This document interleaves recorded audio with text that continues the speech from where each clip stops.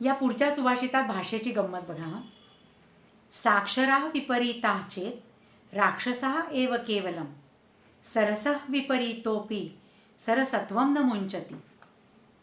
उलटेपण साक्षराचे राक्षसात बदलते, उलटला सरस तरी सरसत्व ना हरवते.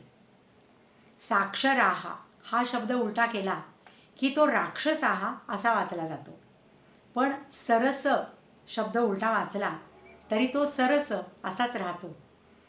साक्षर म्हणजे पुस्तकी विद्या शिकलेला एखादा पोथी पंडित उलटला म्हणजे भलतंच वागू लागला तर तो राक्षसासारखा क्रूर होतो. पण रसिक मनुष्य मात्र म्हणजे सरस सहृदय असतो. तो विपरीत परिस्थितीत सापडला तरीही सरसता म्हणजे रसिकता सोडत नाही. रस म्हणजे आनंद. रसिक हा नेहमीच आनंदी असतो आणि दुसऱ्या